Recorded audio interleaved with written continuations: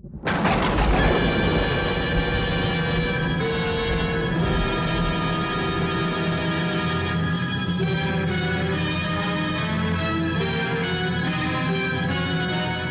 domain comic book theater.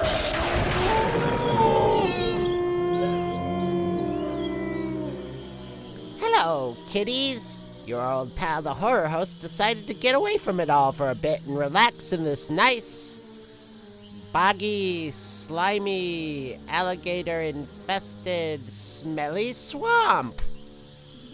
You'd think they'd have chosen a nicer place for locations shooting. I mean, there's monsters and murder and mayhem in Saint-Tropez or somewhere, but enough of that. We're here for yet another little story about how man shouldn't mess with nature, and how nature will make a mess of you.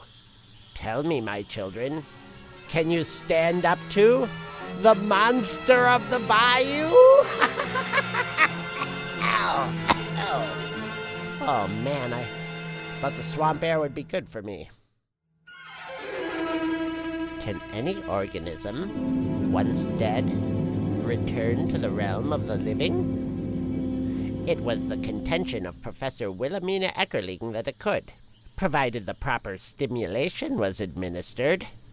To explore this theory, she set up her laboratory with her capable assistant, Eileen Thorne, in the lonely, quiet, undisturbed Louisiana Bayou. Morning, ladies. I'm Ken Langdon, Sheriff of Beaumont. Heard you moving in and thought you could use a hand. Why, that's very thoughtful of you. No trouble. Here, let me carry that crate of chemicals. Why, thank you. Put it over by the kitchen. Yes, we have little time to waste, Mr. Langdon, and we're managing nicely enough, thank you. You picked an ideal place to work, provided you're not afraid of the ghost of Captain Farrok. Ghosts? What nonsense is this? Old Captain Farrok was buried somewhere around here. People scared to come out here at night. Some even claim they've seen the old boy's spirit wandering around. Ridiculous. Well, gotta amble along. Don't fail to call on me if you ever need help. Finally settled, Professor Eckerling begins her experiments over the next few weeks.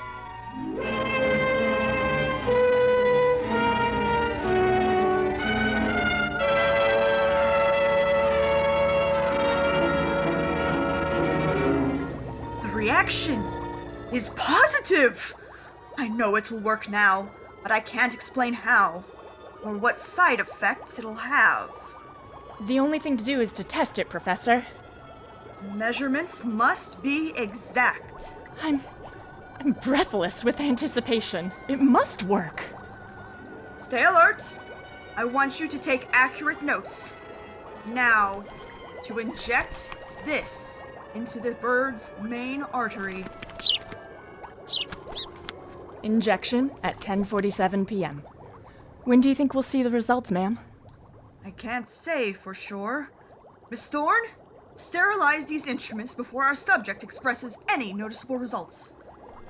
As Eileen went through the sterilization process, there's a sudden clouding of the light. A rush of air and a heavy pounding drew their attention. Great Scott! What a monster! Where'd it come from? It's hideous! Watch out for those claws! Get down on the floor! It's the most ferocious bird I've ever seen! Look out! It's flying right into the lights!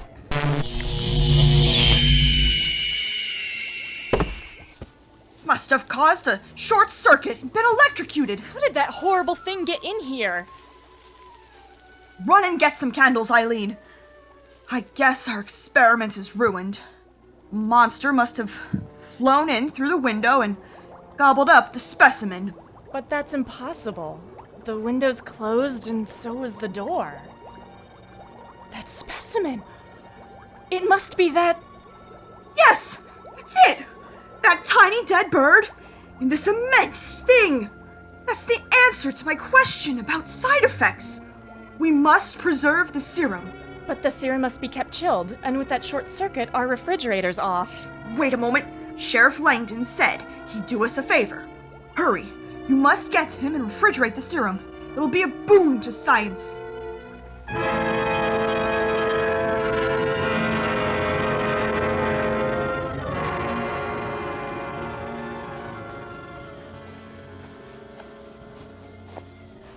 Urgently, Eileen sped through the menacing bayou towards Beaumont.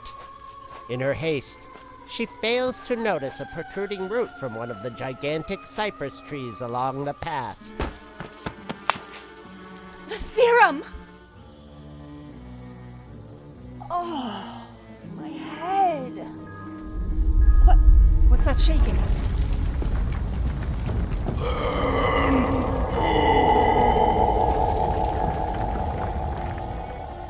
As the creature rises, Eileen comes to the quick realization that fate has brought her to the hidden grave of the legendary pirate, Captain Farrok, and the serum's potency is proved once more.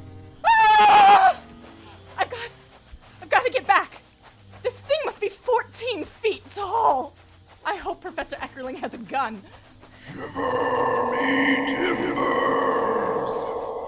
Thank goodness I can outdistance that thing.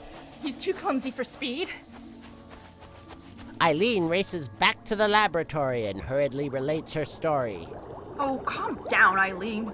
Our imagination's been playing tricks on you. But I saw it. We've got to get out of here. Get to Beaumont. No! There it is! Where? Damn it. Knocked over the candle. Can't see a thing. Can't you see it's not some imaginary thing? It's a monster of a man, at least 14 feet tall. We've got to... No, I'm staying here. I'm surprised at you. You fool! You've seen what that serum can do. I've got to get help. I just hope that monster doesn't get to the professor. But will Ken doubt me also? Of course Ken will doubt you, Eileen, after all those stories concerning the ghost. That's a new twist. From a ghost to a monster 14 feet tall? Oh, I give up. I'll take you back, Miss Thorne. Any man be a fool to resist walking in the moonlight with you. Just please take a gun.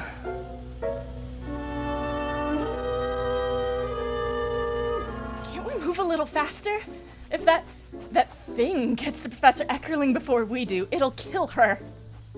It's not safe running through the bayous in the dark. Wait, listen.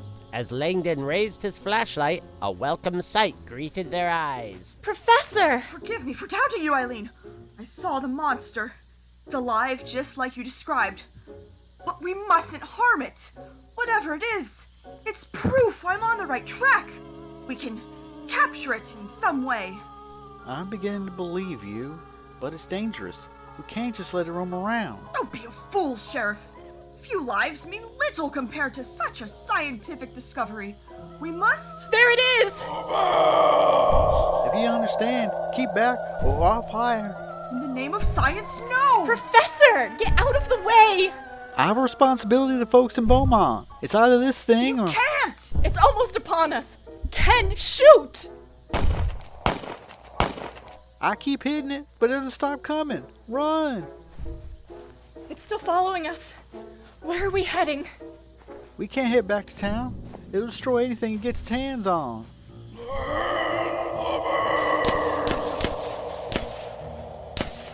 Did you kill it? No! Seems to furries the bullets. I'm trying to lead it deeper into the bayou to lose it. What'll happen if we can't shake it? We may be stuck out here ourselves. I don't want to worry you with that thought. Wait. I think I might have a way to save ourselves. There's a new damming project not far from here, and they're using dynamite for excavation. Powerful enough explosion should do the trick. I won't let you do it! I won't! Don't be a fool. That monster is sure to kill us if you try stopping us. With the sound of heavy treads crushing through the thicket underfoot, the trio races onward until... I'm about worn out. Wait. The shack with the dynamite is locked. Stand back. I'll shoot it off. There, it's off. Hoist the sails. He's coming closer. We have to work fast. Look over there! I told you I wouldn't let you kill him, you young fools. I'll reason with him. He'll understand. Come back! He'll crush you.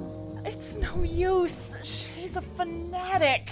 Swiftly, Professor Eckerling approached the creature as it moved through the murk of the bayous. Listen to me. You must understand. They want to kill you, but I want to save you. You are unestimable value to science. Can you understand? Unhand me. I created you, brought you back from the dead. For an instant, the monster hesitated, confused by being faced by a being unafraid of him. But then... Stop! I'm trying to save you! Stop! Stop!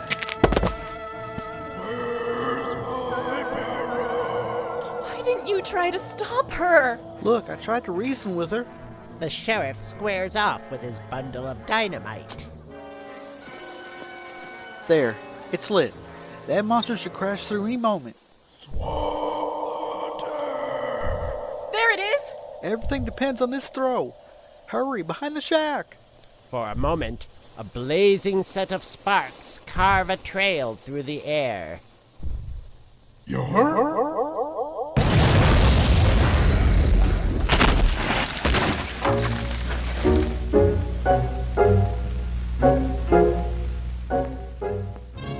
It's all my fault.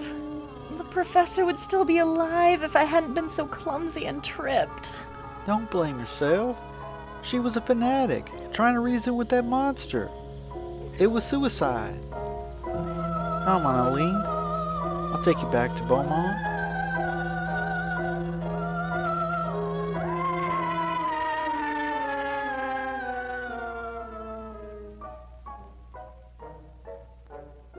Well, wasn't that exciting, chillins? Of course, Ken tried to persuade Eileen to marry him and make a life for herself in Beaumont. But she couldn't stand being bogged down. Oh, man, I need to switch to vaping. That's it for tonight, boils and ghouls. Join us next time for yet another eerie epic designed to make you scared and mess your underwear. Until next time, remember to always use insect repellent, sleep under mosquito netting, and stay inside the public domain.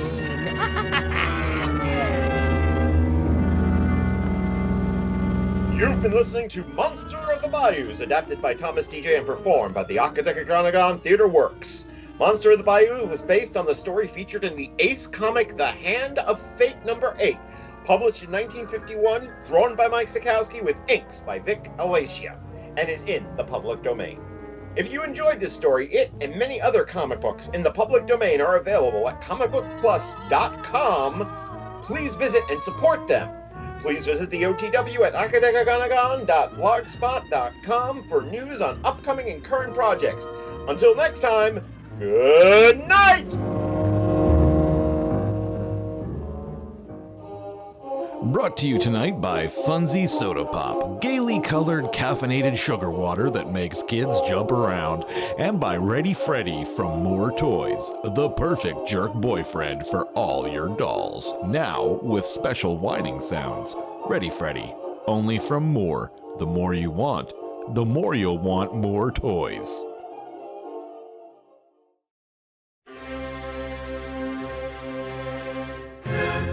Drama, lust, snark, comedy, heartbreak, creativity, poetry, illicit affairs, rage, revenge, testosterone poisoning, gunshots, sculpture, feminine hygiene products, naked car crashes, You know what we haven't had in a long time?